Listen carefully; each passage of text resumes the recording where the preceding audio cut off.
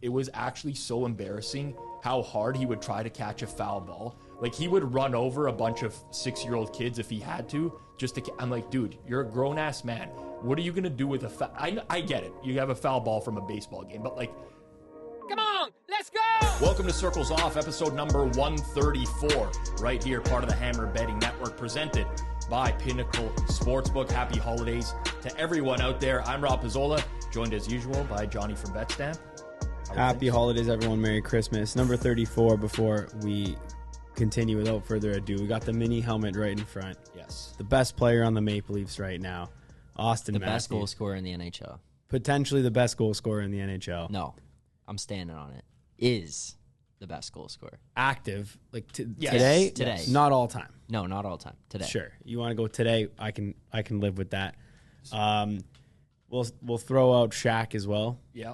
Can't. There's a lot of 34s. Yeah. With the Austin Matthews stuff, so Alex Moretto, who's the director of content for the Hammer, he's unfortunately a Montreal Canadiens fan, a Habs fan, as we would say.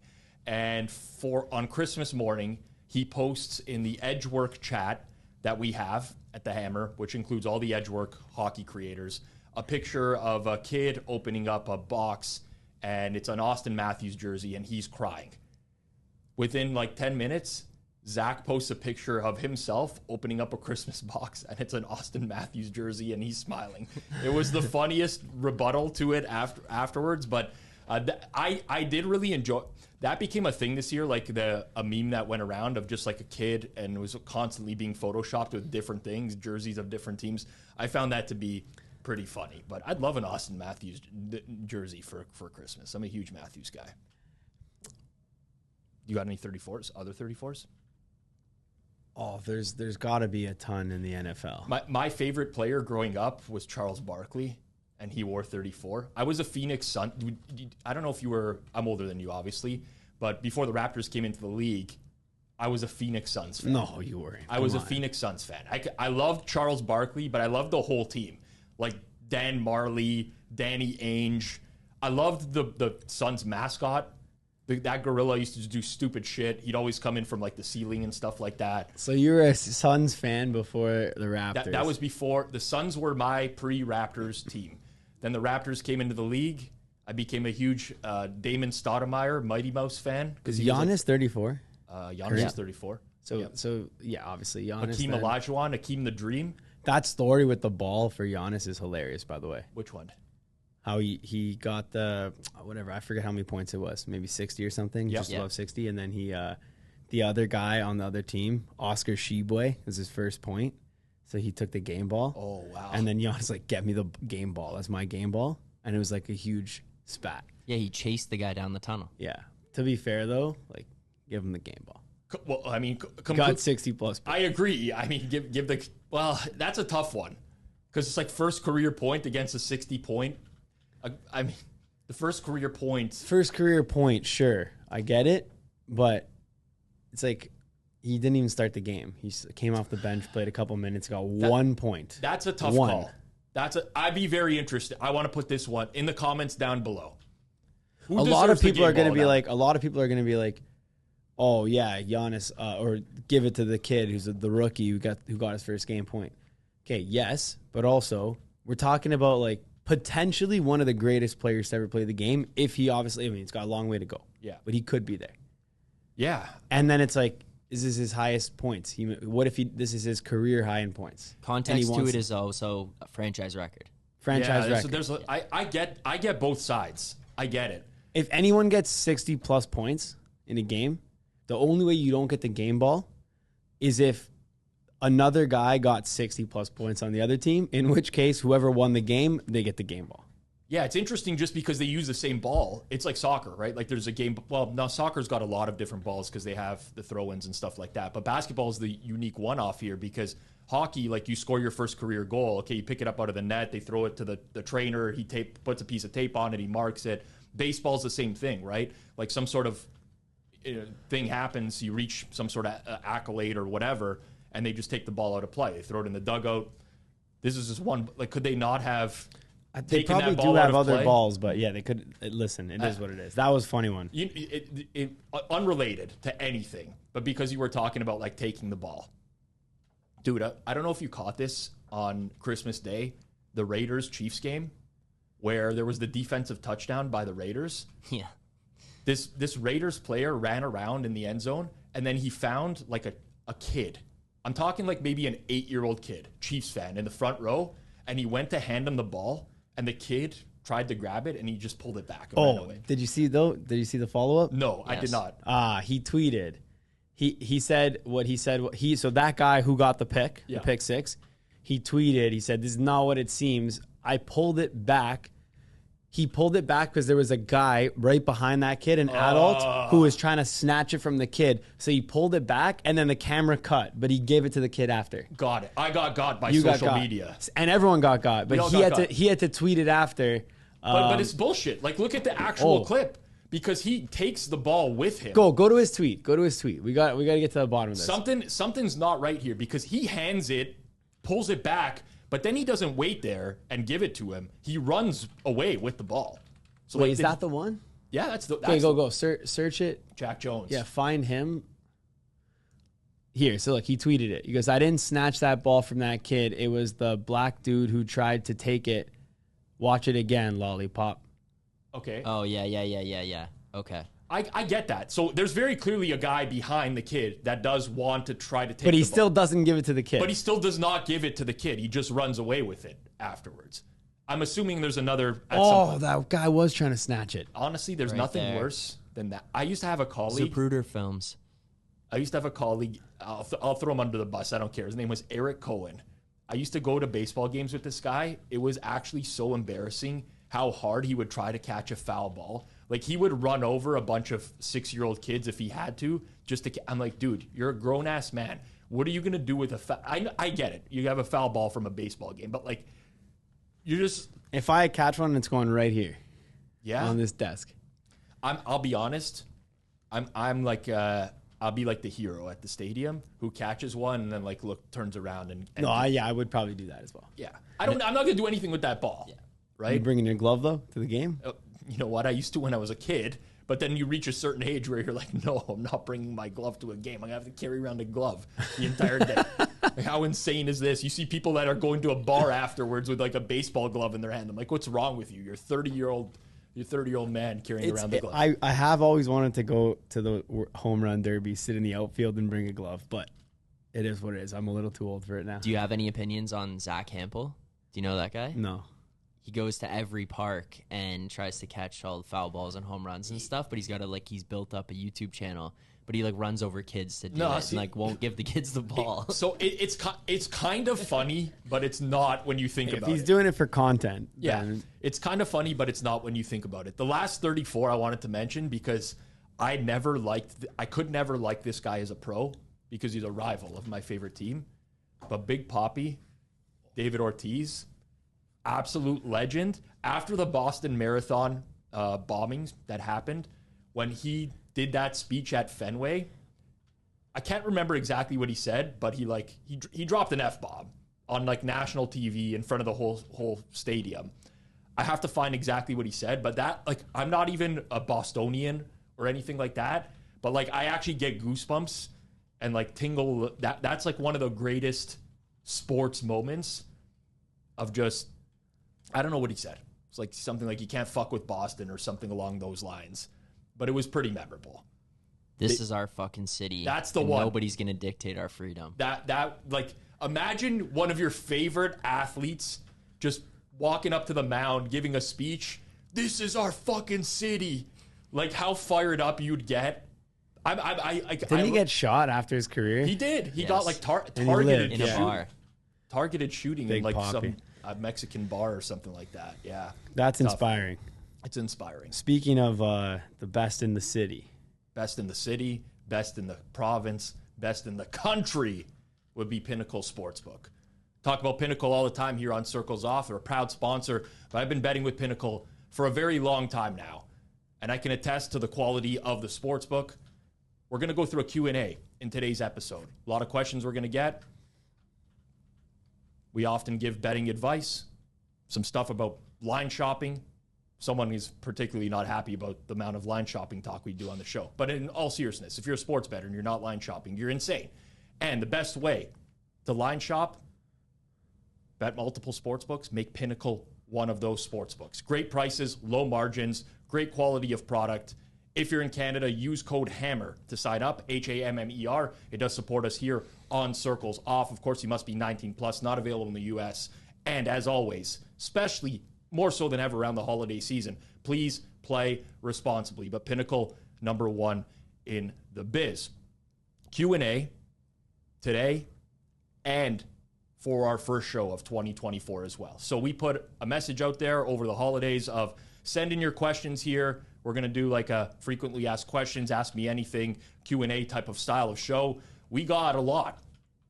We got some as replies to our tweets. We got a bunch of Twitter DMs. We got people replying on previous YouTube videos. I got some personal DMs. We got some emails. So we actually have to break this up into 2 episodes so that this doesn't go on forever here.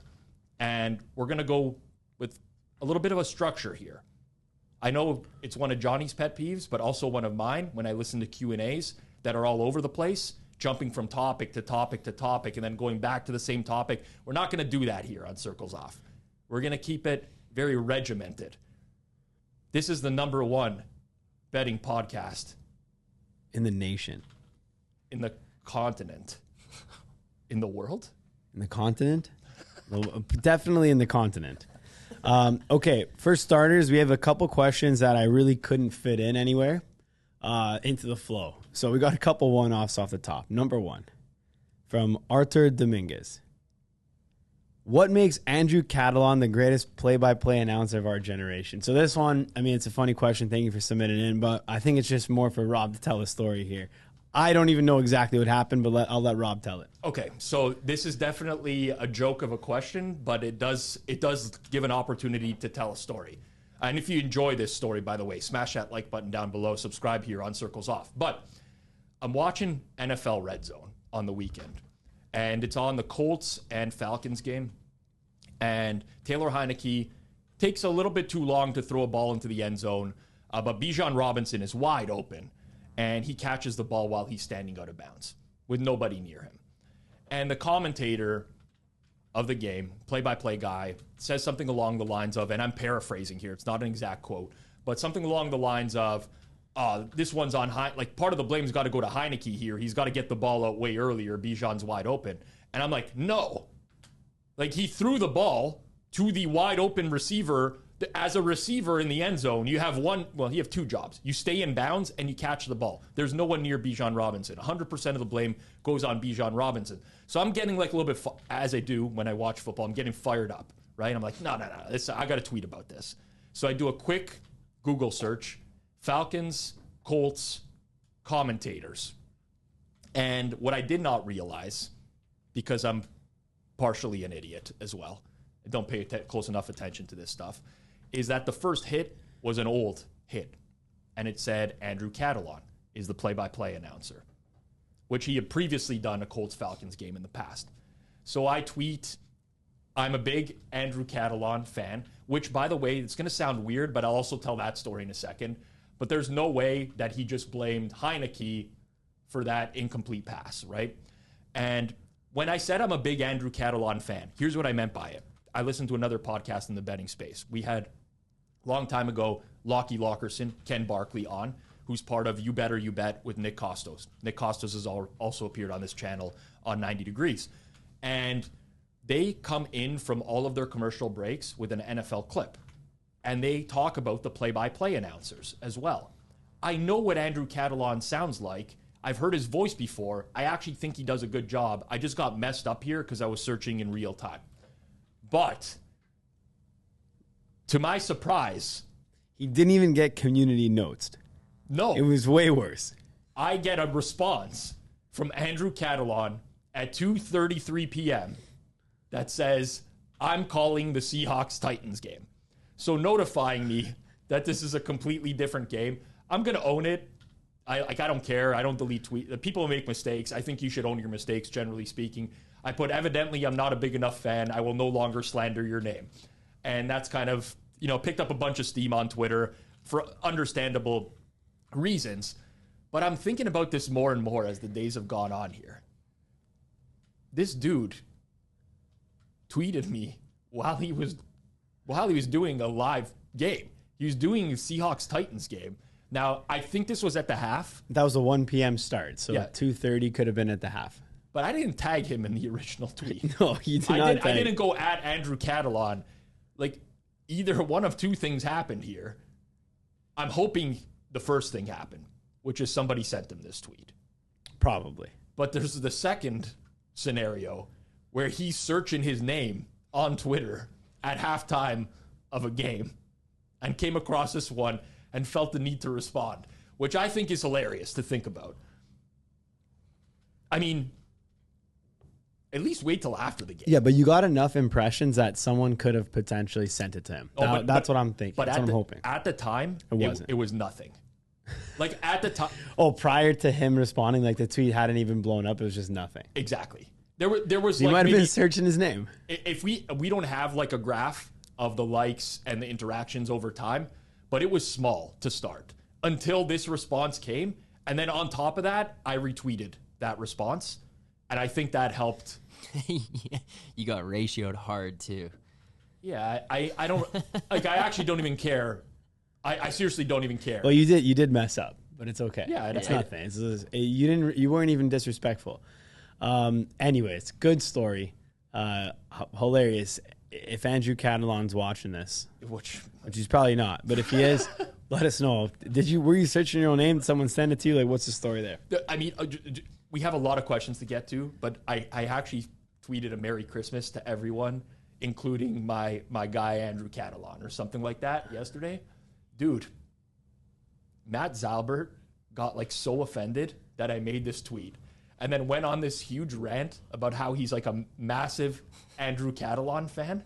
I'm like, dude, this is just a joke. Like, I didn't respond to him or whatever, but he's like so upset that I would dare put Catalon in my Merry Christmas to everyone tweet. Anyways, that was my week.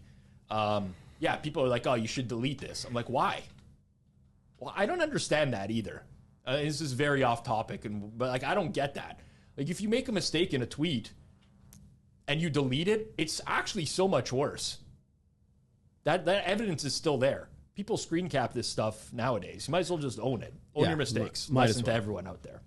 Okay, we got a bunch of questions on the Circa Survivor fiasco here. Obviously, there was that one guy who was, I guess, appearing to be cocky on Twitter about his Survivor, saying he's the best bettor in the world, yada, yada.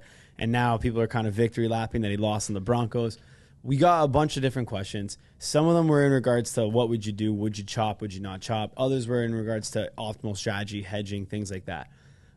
So I guess instead of reading out all these and answering them, it's just going to be a lot of overlap. We'll basically answer these two, which is number one, Rob, would you chop? Number two, like, how would you hedge if not? So I've been in situations, not obviously to the extent of the prize pool of the Circa Survivor, which is massive, right? You got 4 people left. Expected value on each of those entries is over $2 million right now. It's a massive pot.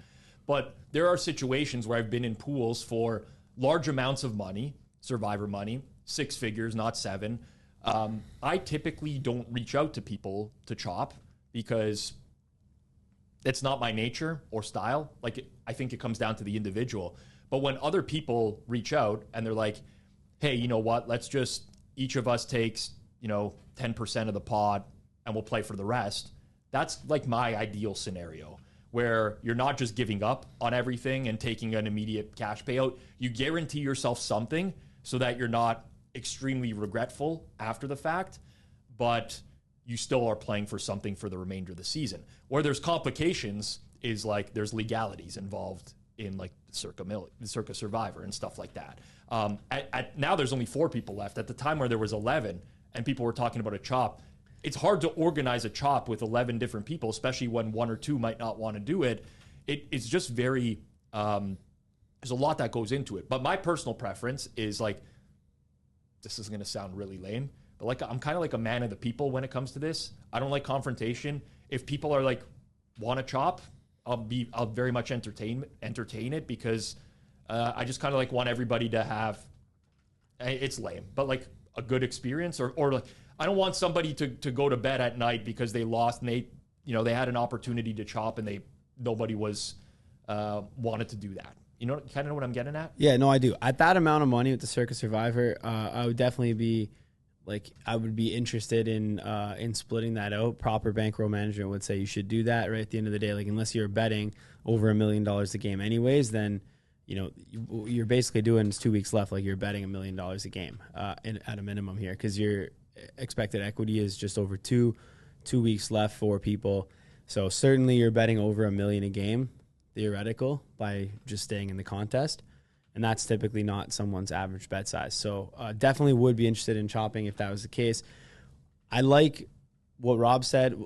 When there's 11 people in, I don't think I would have even entertained that because there's just so much different stuff. Like I don't want to be having to review and pay for my own lawyer to make sure this contract is done correctly, and then something happens. Like you're just taking on a little bit extra risk for what again, and it could be all fine and dandy, but like, what am I just going to trust that I gotta sign some random thing on a rush notice? I got to get this done tonight or it's done. I don't review this. I don't really know what's going on in all these contracts. Like, how's that going to really work unless you're sending that to your own probably gaming lawyer or contest lawyer and then making sure that that's actually verified and that's going to hold up. Last thing you want is to chop, and then one guy wins it, and then his lawyer finds a thing. Oh, this contract's null and void. He keeps all the money. Like that would be absolute brutal. There's a lot of I've seen all sorts of things. Like Spanky picked up like a lot of hate when he said, "No, I would never ever chop because if people are asking to chop, you know that they're in a vulnerable position. They're not going to make the right decisions going forwards because they need that money."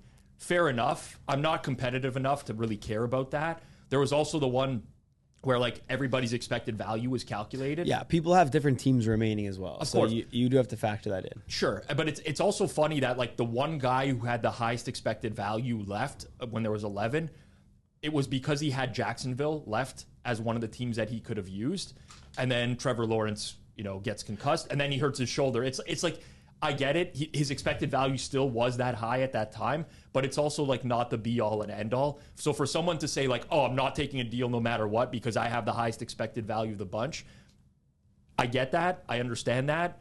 But also like it's football and shit changes like this. Yeah, but that you can't really say that because that's like the edge. That's why we bet. Sure. Well. We bet for these little things. We get a little marginal edge here. You sim it a million times and it ends up coming up positive for us. So that thing where it's like, oh, Trevor Lawrence went down. Yeah, for sure. Another guy could have went down on a team he didn't have, and then he would have been even higher EV.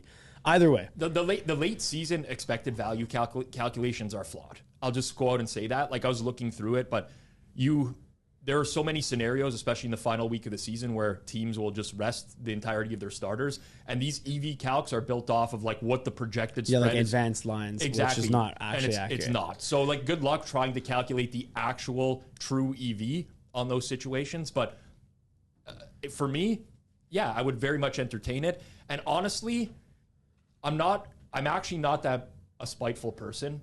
But when I did see that guy, whatever his name is, Sean, you know which guy I'm talking about. Yeah. The guy who's like making an ass of himself, basically, tweet out on Christmas Eve that I'm not chopping. I took the Broncos and I never lose. I've never wanted someone to lose more in my life than that exact moment. Like I cannot stand the cockiness associated with that guy. You could, yeah, no, that's fair. I mean, I don't know the guy. I'm not gonna mention anything, but seems like he's trying to build a persona and a character. I don't know how well it's working. It seems like he's getting pretty much negative attention only. But at the same time, like I'm not gonna be mad at him for not chopping. He didn't want to chop. He didn't want to chop. No, it's everyone's choice. Agreed.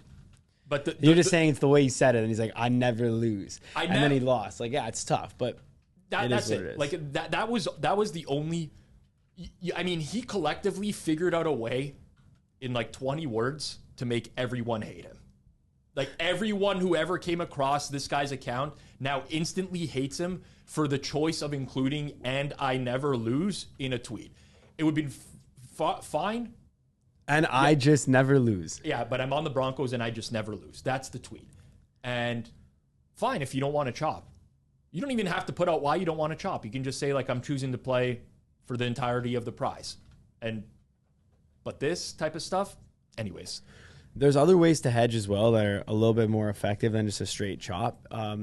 You could, what I would consider doing is like you see the Circa guys always tweeting like they're able to offer lines of credit against the contest. So a lot of times with the hedging, you might not have $1 million liquid to actually just place it on a bet. Definitely understand that. Most people don't, and you're not supposed to. So that's okay. What Circa does is they offer you to basically be able to bet on credit through the sports book in exchange for them holding the equity on your thing. So if you're going to bet something that's like a direct hedge, and then both can't lose, then they'll take that bet. So there's other ways to leverage a hedge, even if you don't have to get the 11 people and like this legal contract in. Like what you could do is, I'm a little bit more like optimistic here. You're usually betting on a favorite. In fact, you should always be betting on a favorite in your actual Circa Survivor contest. So if you're betting on the favorite, say you have a 7-point fave, 7.5-point fave, what you could do is also just try to bet a decent amount on the other team that they're facing, plus the points. So as a dog,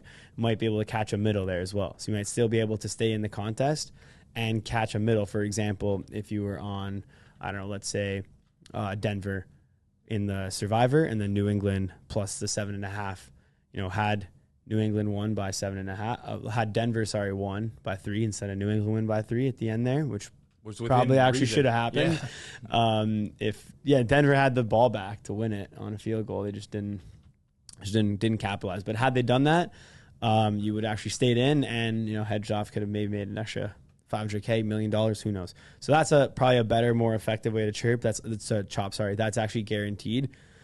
Personally, like I wouldn't be messing around with all these like legal contracts, especially in a contest that big where the money's so big and people just have so much incentive to, find a loophole or this and this and this. And like, unless I was actually doing it myself, I wouldn't trust it. That's a good point. You're not reliant on your other contestants in order to hedge your entry. That's the easy way to go about it in some cases if everyone's in agreement and sure, but there's alternate methods as well. And honestly, if I was put in this position, like even for me, I've done fairly successfully sports betting, but like $2 million plus is a lot of money to anyone.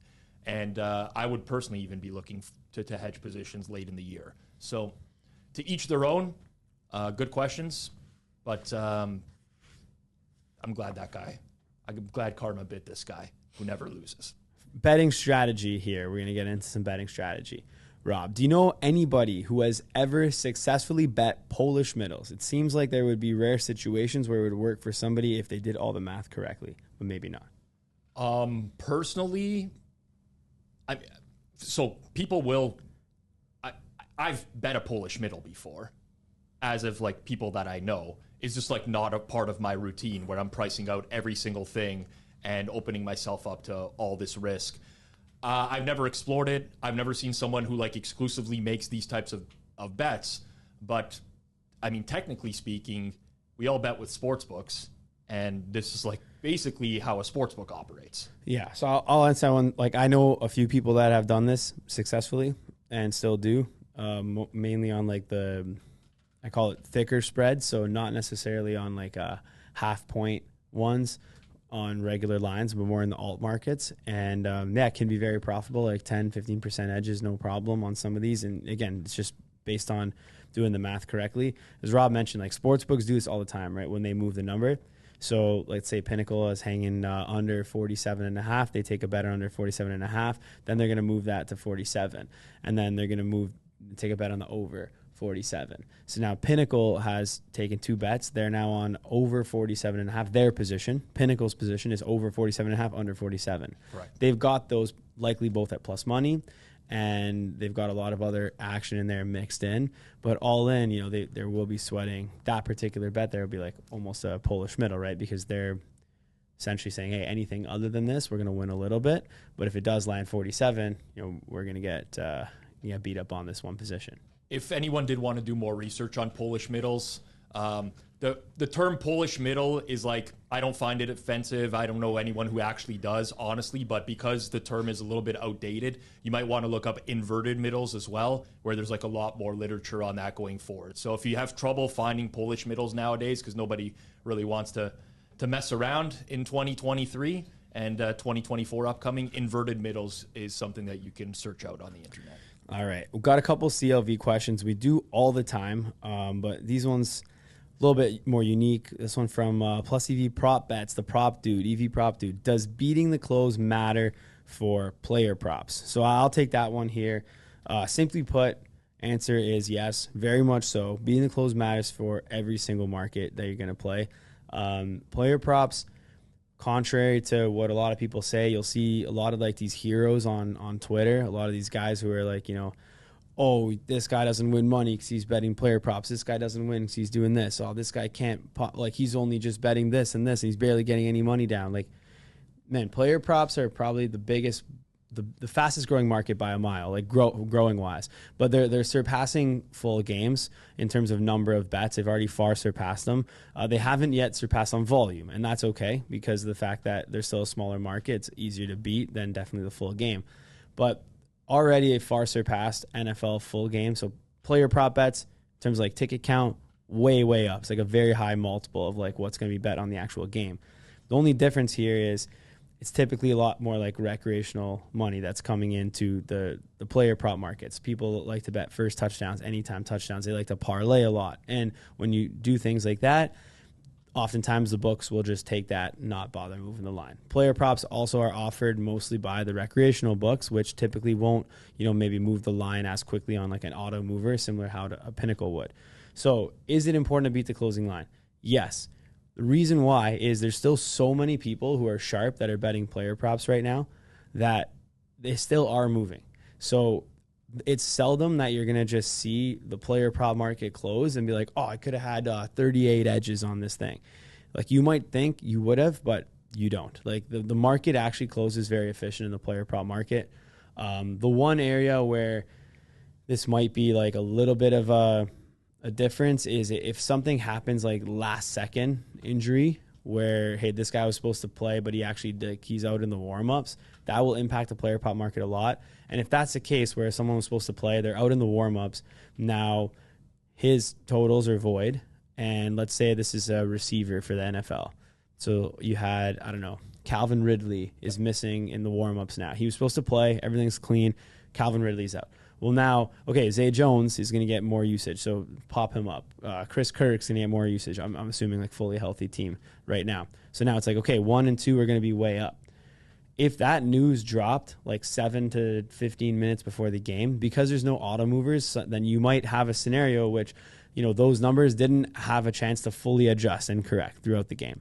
So Calvin Ridley, he's not actually going to impact the spread of the game. So if he's out, you're not going to be like, oh, Jags is now from 3.5 to, -5 or +4.5 because Calvin Ridley's out. It's not going to happen like that. But on the player prop market, you will see those changes. So yes, it's important to beat the close. You should be looking to beat the close all the time. If you beat the close, you're going to win. If you don't beat the close, you're going to lose. And in general, there's certain scenarios like the one I just mentioned where it might not have the time to adjust. But if that game was on Sunday night and this news dropped on Sunday morning, then it would actually adjust, and this would be null and void. I can't add anything to that. It's not my market of choice. I fire a lot of darts on player props anyways, and most of the stuff that I'm looking for is typically of the long shot variety due to some personnel changes. For me, honestly, just to echo what Johnny said, I think beating the close matters in every way possible, even if you don't respect the closing line.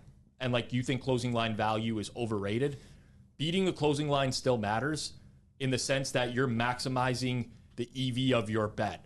Like you're betting at a time where you're risking less to win more type of situation. So I'm with you in terms of just generally beating the close. Okay.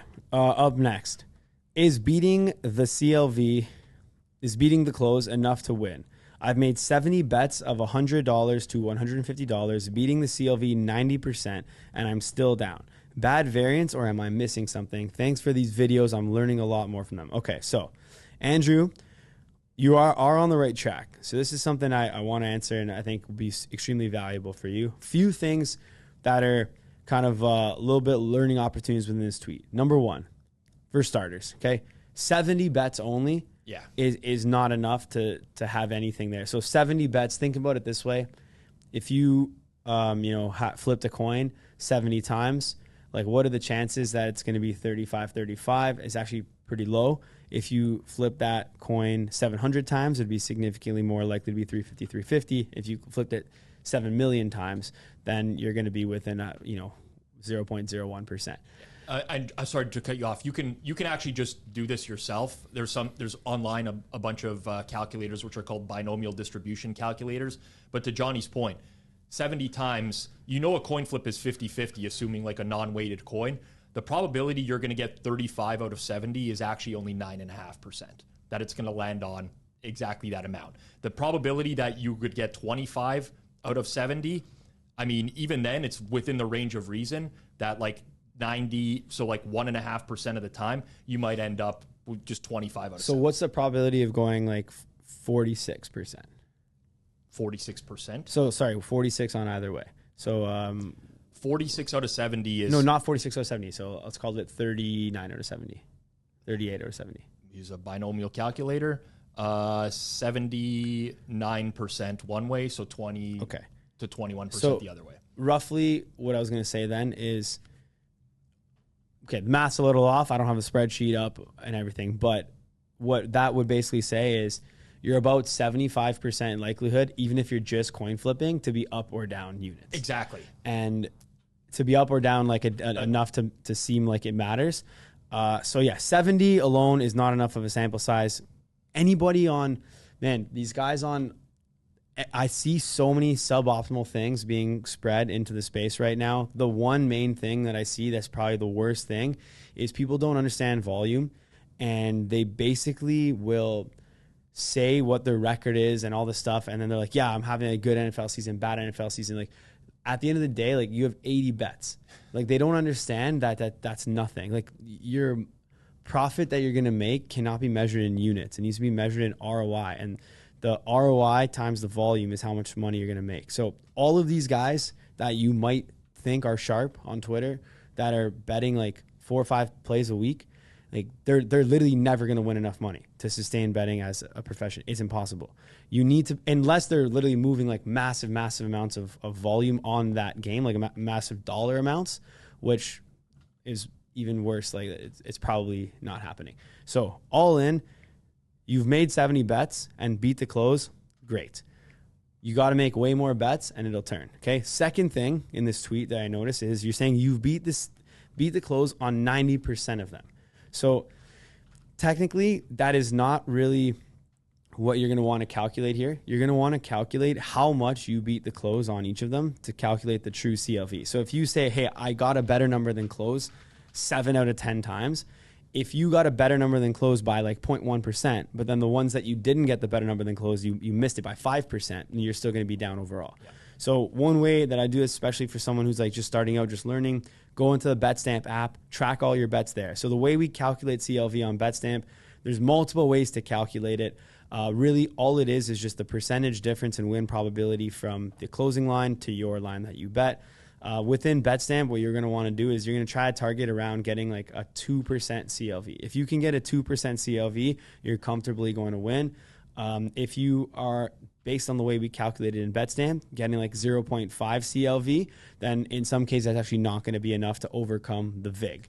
So what you're going to want to do is make sure you're calculating CLV in a way where it's not necessarily how many bets beat it, but in aggregate, how did my bets end up doing on the whole portfolio? How much did I beat it by on average? And if that in the Betstamp calculation is above 2% or around 2%, you're going to be fine with the right amount of volume. And if you keep betting, and if that's under that, then you're likely not beating the CLV by enough, and you do more things to help win. One thing that's been really helpful for me over the years is obviously bet tracking. So exactly what Johnny said, but I personally like to calculate an expected value on every single wager. So let's say you're betting $1,000 a game, and it could be any amount, it could be whatever you're betting, and it doesn't have to be the same, right? But typically speaking, you would log what you bet on the game, what your closing line value was, and then you would multiply those two to determine an expected value. And you can sum up the expected value of every single one of your bets and compare that to your actual win and loss. And it's probably a good determination of whether you're getting lucky or unlucky. What you should see over time is that your actuals and your expected should meet up over a long period of time. But again, we're talking about thousands of bets, not 70 or 80. So applaud you for trying to track, but maybe not tracking the right thing here. No, it's good though. It's good. He's like, actually, this is exactly what we wanted for the show. I appreciate that you're supporting us, watching the videos that Rob's putting out on how to calculate CLV, how to actually use it. Sorry that you've had the bad variance so far. It's going to turn. Keep it going. Send in as many questions as you need. Reach out anytime if you need any help. Appreciate you. And that was from @Andrew McCroy.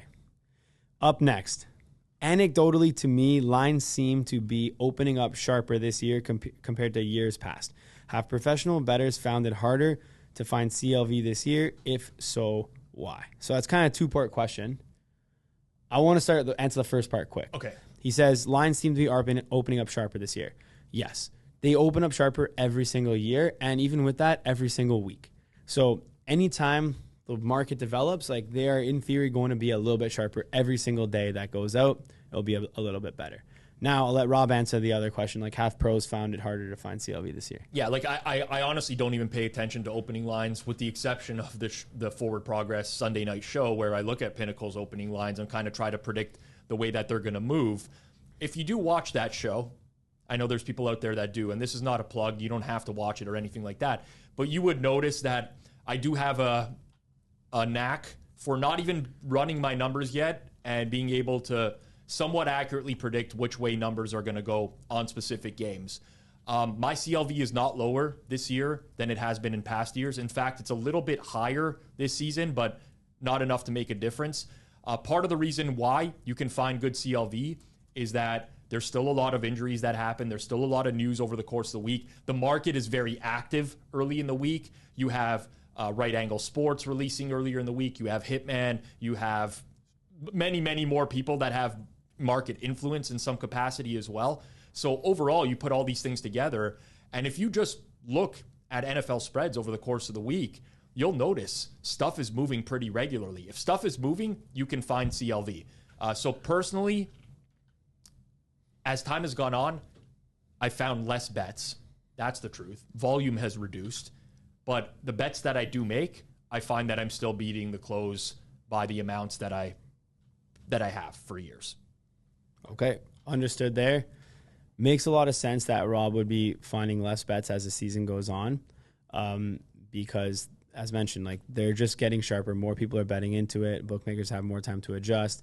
Teams have less variance in week 17 than actually, forget about the injuries, but week 14 going to be a lot less variance than week 1 NFL. There's going to be outliers always. Like we had a COVID year, right? Where literally there was teams where like 15 players wouldn't play and the spread would move in the game from -3 to -13. And you didn't know if they're canceling the game or not. Right. Like so those years, yeah, you're going to have, you could get massive CLV in those years if you have access to information, you're first to bet and whatever. Like forget about that. But relatively speaking, the non-COVID years in the NFL, you still get the same stuff. You get quarterback injuries, you get wide receiver, you get stuff that impacts the spread. And it's not like teams have gotten healthier all of a sudden over the years. There's less injuries. It's still the same amount as ever. So that matters. And also because there's so much market activity and so much early week betting.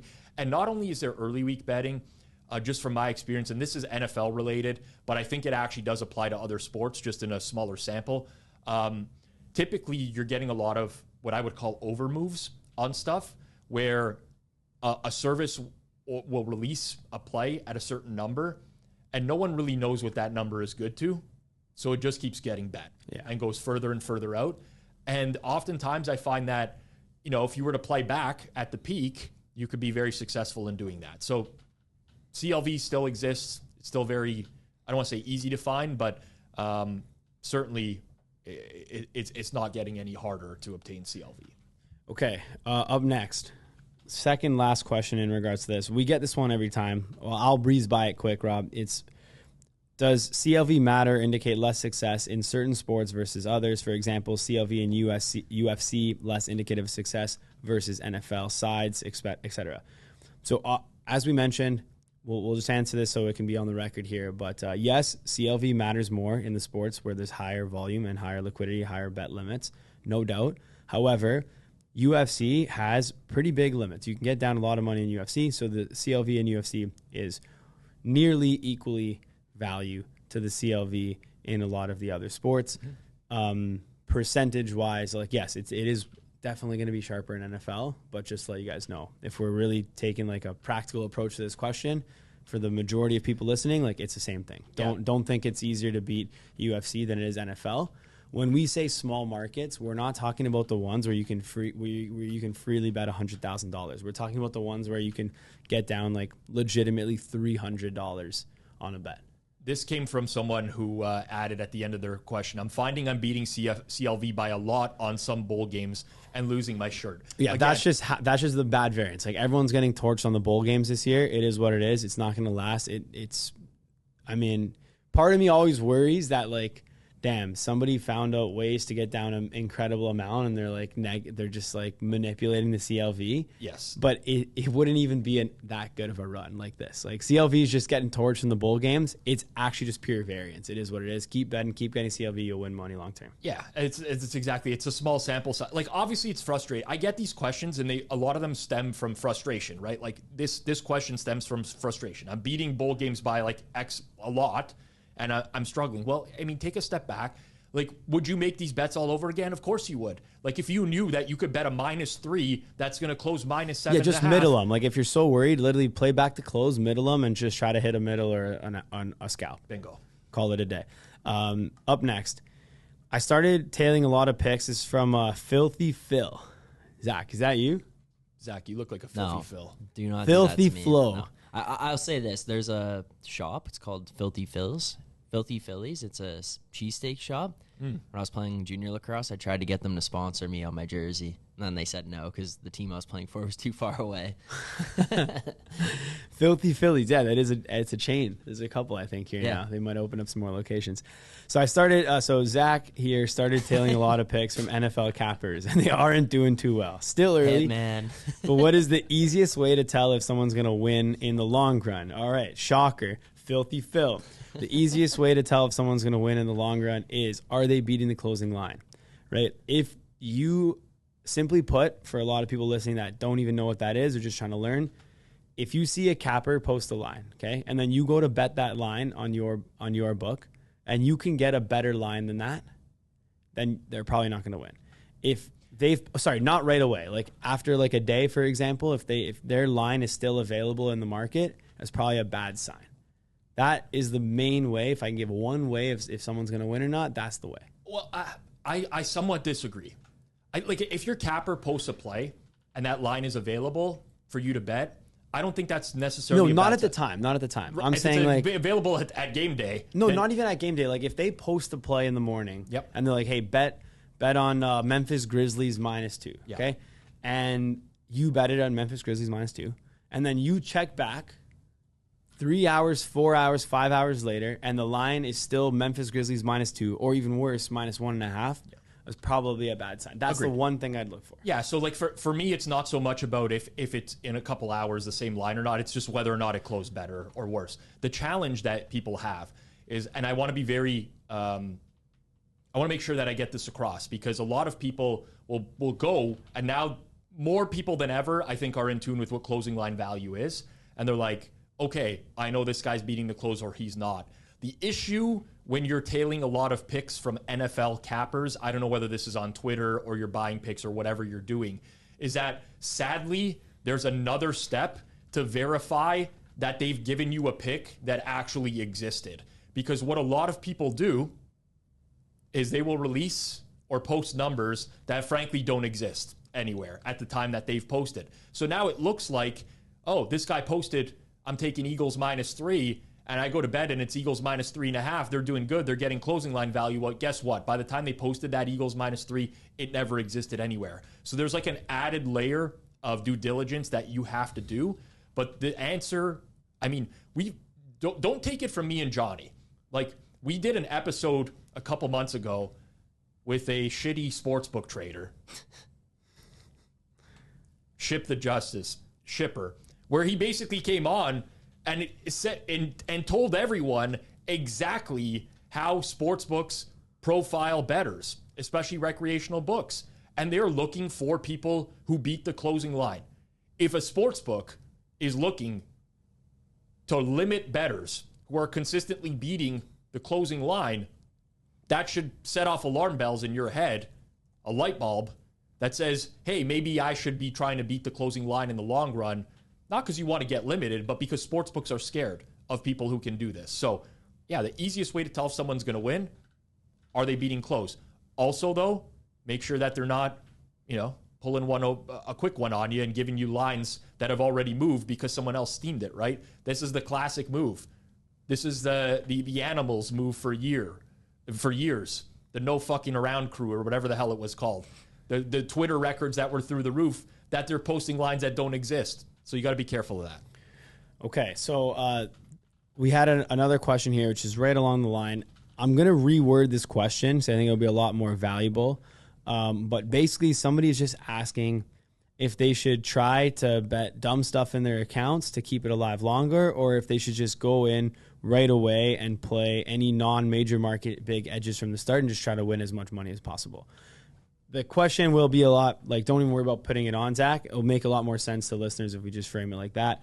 And then the answer, in my opinion, is straight up. It really depends on like how big your edge is on the small market stuff, and it depends on how much coin are you really looking to make. What's your bankroll at? Like each individual person, this will be different for. So if you've got your bankroll is between $0 and $10,000, then like absolutely you should just be like playing the edges right away and just trying to mix it. You can't really.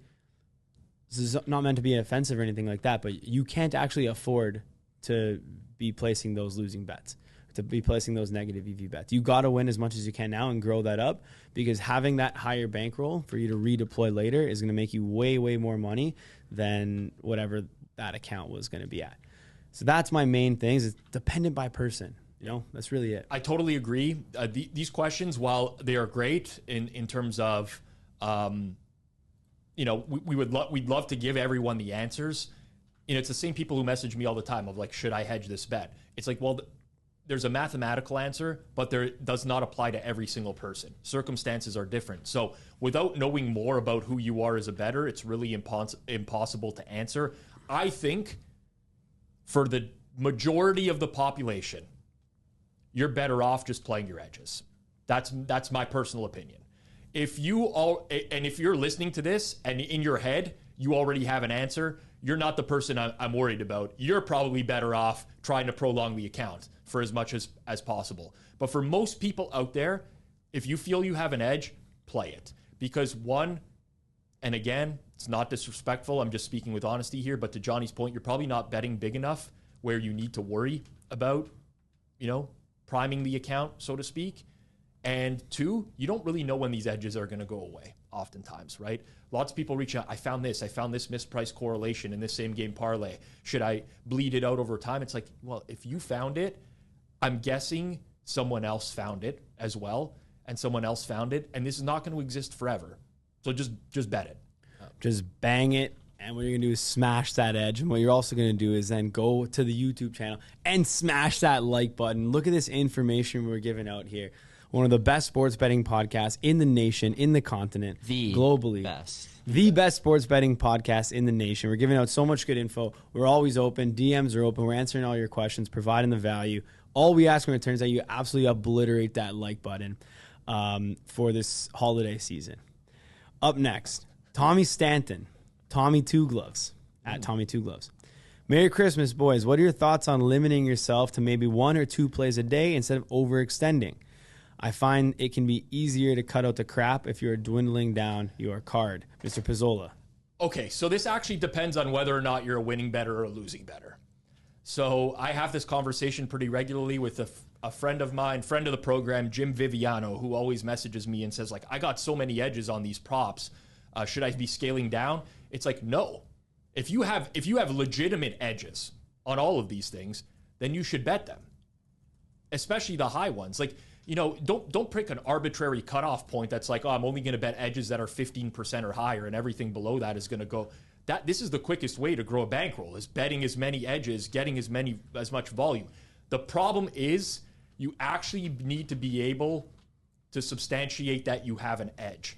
And this is where you search general sports betting topics and stuff like that. How should I bet? Most of the hits you're going to get on Google, even on YouTube, are going to be like, limit your bets. Play only the good stuff. 2 or 3 bets a day. Don't go more than that. There should not be an arbitrary cutoff point. But understand that if you do not have an edge in sports betting, and you have to be real with yourself here, if you're a long-term loser, you're not getting closing line value.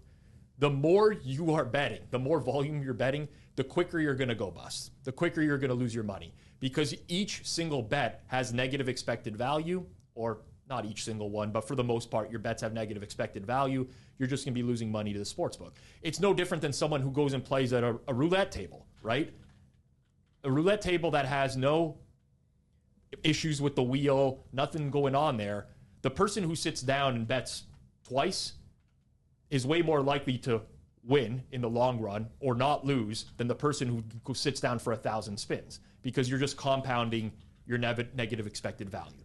So it depends on whether or not you're a winner or loser. You have to be real with yourself. If you lose, it's probably because you're betting too much volume without an edge. So maybe you want to scale back for that reason. But if you're a winner, bet this stuff. Find as many spots to bet as you can. If you're getting good CLV on everything and you're holding back plays because you want to limit yourself to 1, 2, 3 bets a day, to me, that's a huge mistake. Yeah, absolutely. Couldn't agree more. I won't even add anything to that. That's the correct answer there. Okay. Couple more, and that'll be it for the episode here today. So, Rob, this is a good one, actually. Oh, really? Sundown Studios 2.075. I think this might have been a YouTube comment. In regards to reverse line movement, okay, what if the money percentage is higher than the public money percentage? Like 65% public, 35% money versus 65% public, 70% money. I'll answer this question. You got to answer. But I hate this talk. I'll answer it because it's asked and it deserves an answer, right? I'm not a believer in reverse line movement.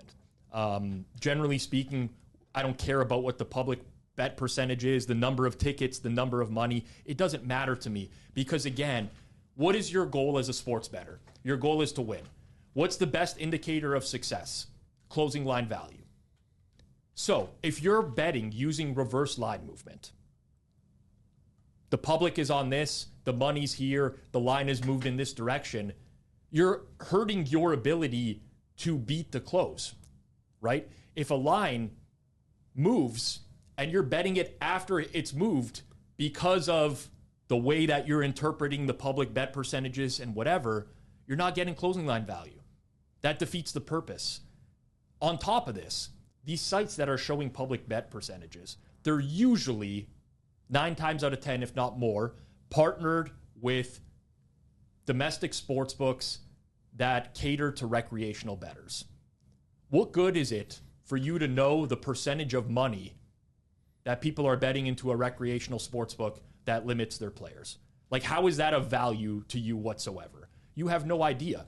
It could be one VIP bet that makes up the percentage of money. That's not a sharp bet. None of this info is practical. You don't have enough detail to be able to dissect it and find anything meaningful from it.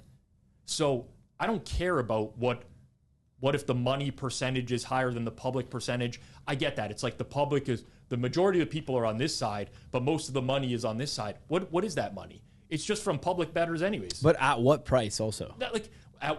The biggest thing I can try to get across to people, and I've explained this a million times. I think I did it with actual cash in my pocket before with you.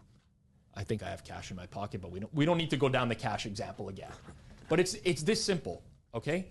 If I'm betting you're wearing a Pinnacle hat, if I'm going to go bet into Pinnacle Sportsbook and I'm going to bet an NFL side, you know what? I'm going to get better than -110 because they serve better than -110. I might get -105 on my side. But either way, I'm going to put down $105 to win 100. The Sportsbook now has a bet at +105. I've bet at -105. Sportsbook bets at +105. Everyone wants to get on the same side as a sportsbook. I want to be on the same side as a sportsbook. Guess what? The sportsbook, their side is +105. You want to be on the same side, you have to pay vig. You have to pay minus 110 somewhere else, minus 105. It's not the same bet. It's very, very different. These are margins that matter when it comes to sports betting. So yes, like Vegas wasn't built overnight. These sports books all make money. They do. God, man, I'm looking at that board behind Zach right now. But I have to say it. I consulted for sports books before. I know how this works. I have generally a good idea of how this works. I know what the hold percentages are for certain bet types. God, we have to erase that again. Oh, wait. No, it's just 0. It stays. It was a 0, right? I'm just going to leave it blank. Yeah. Might as well not even write the 0. It might just be blank for a while. But generally speaking, on straight bets especially, the sports books don't hold a ton. It's when you start getting into parlays, teasers, same game parlays, all these other bet types where their hold percentage goes through the roof. So this is just outdated. And the reality is, and what's very, very hard about this space, and now I'm just like going on and on, but I swear I'll stop in 1 second. Me and Johnny are just getting dragged. Like, why would I listen to these guys? They have less subscribers than Simon does and whatever. And at first, it's very easy to get upset, but then you take a step back and you're like, all this stuff is just being constantly driven home by other content creators out there. Why does this stuff get driven home? Because 99% of people lose at sports betting. It's just the reality of life. So many people lose at sports betting. They're not willing to admit it. They're not willing to change their strategy and figure out that, all these things that are being told to me about the public bet percentages are not working. They just assume that because so many people are saying it, that it has to be correct. And it's not. And you can believe me, you cannot believe me. At the end of the day, it's your money. You bet however the hell you want to bet. I'm just giving you my opinion based off of my experience in the space, both on one side of the counter, I guess you could say, and on the other. But this stuff doesn't matter. It really doesn't.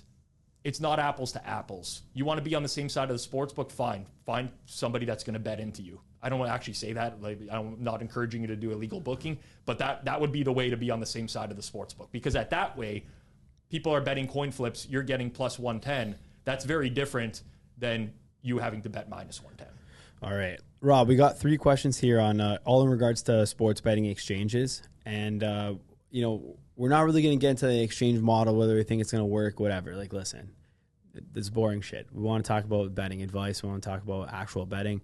But there are a couple good questions came in on like sports betting exchange liquidity and like, would you actually sign up and use a betting exchange?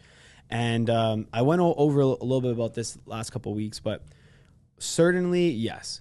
So if there's a betting exchange that's available to you that you can sign up for, deposit in, play at, you got to take a look first. Like, don't just be blindly giving your money to anyone. Betting exchanges, typically, they're not going to have, like, the prop markets. It's going to be the straight wagers and things like that. Maybe first half, straight game, totals, spreads, money lines.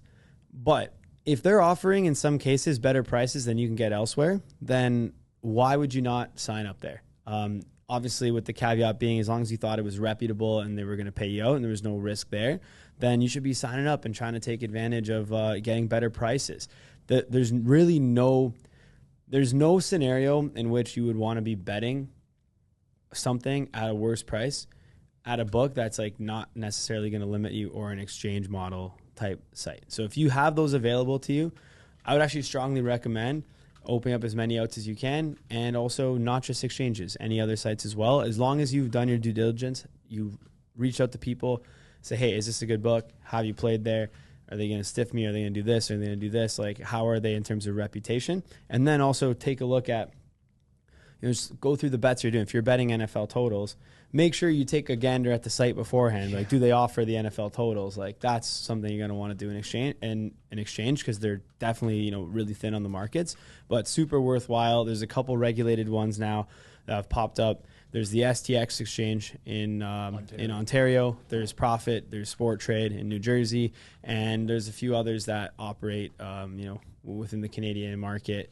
Globally, there's multiple in Europe and things like that. So just take a look depending on where you are and see what you can get. Yeah, we practice what we preach here on Circles Off, and I'm a big believer in just trying to get the best prices wherever possible. So I'm perfectly fine with that from an exchange point of view. Just two things I would recommend that you be very weary of with exchanges. One, there are times where there are hidden fees.